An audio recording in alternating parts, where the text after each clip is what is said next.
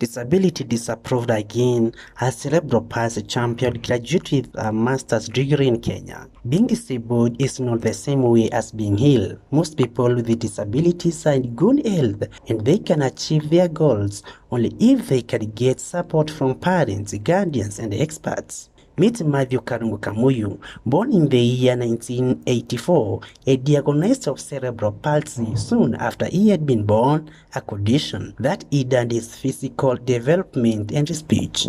Karungu, I was born with cerebral palsy 28 years ago. I am the second born of Mrs.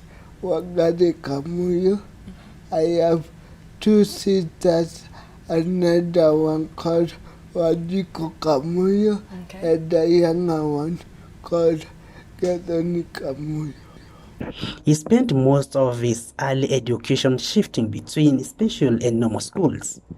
After completion of his O-levels, Karungu's parents were in a dilemma because there were neither special needs colleges nor universities to accommodate him, as explained by his mother. I would say what Professor has offered us as a family is an opportunity for Mathew.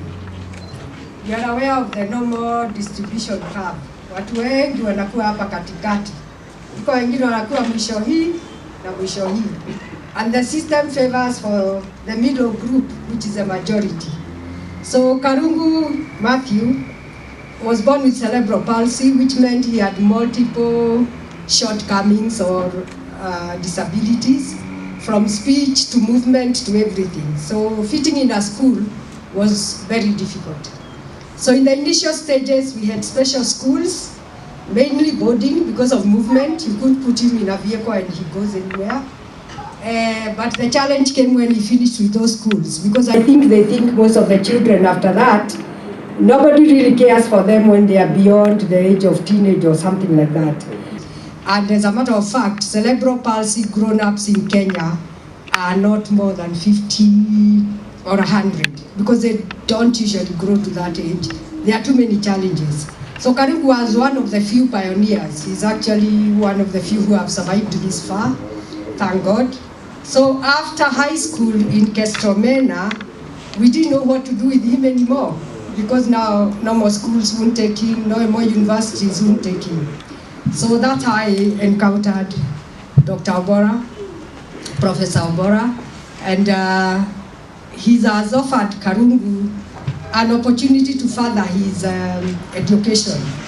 And also the places he worked on attachment, the CA and the other places he worked, they didn't complain about him, because what he does, when he starts working, he'll work.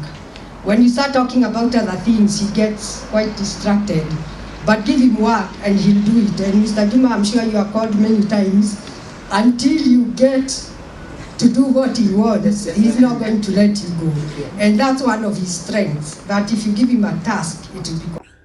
Karungu is celebrated by everyone, and those who thought that disability is inability were proven wrong, as he initially received a bachelor degree in entrepreneurship in 2011 and this year a full master's degree in strategic management based on his natural talent, life and work experience at Gates One's graduation ceremony on August 9, 2020. Karungu, who now works at the government facility, is appreciated by family, colleagues and friends. His colleague Ajeline, who was motivated by Karungu and joined for the master's degree based on life and work experience, was full of praise for Karungu. I work with Karungu. I'm proud of this organization. It has really been able to know what is in me and who I am, and that is why I'm graduating today.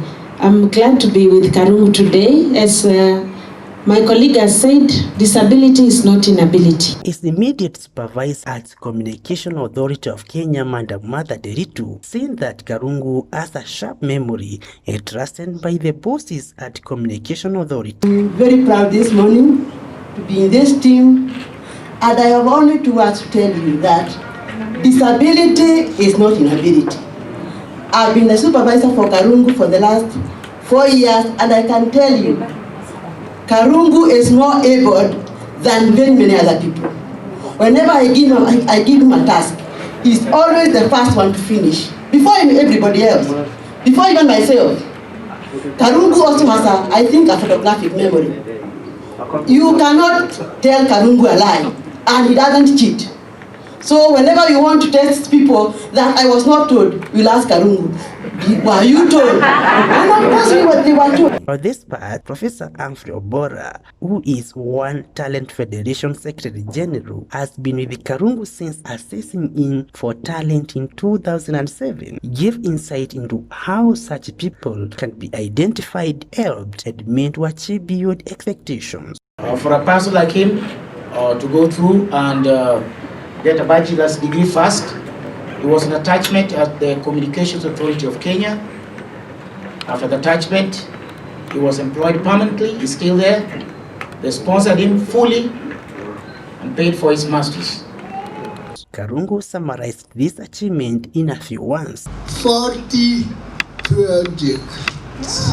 Surely, if such person achieved so much because he was assessed for natural talent first instead of usual guesswork in traditional education system, then you imagine how much can be saved in terms of money, time, and effort if all were assessed before joining a course.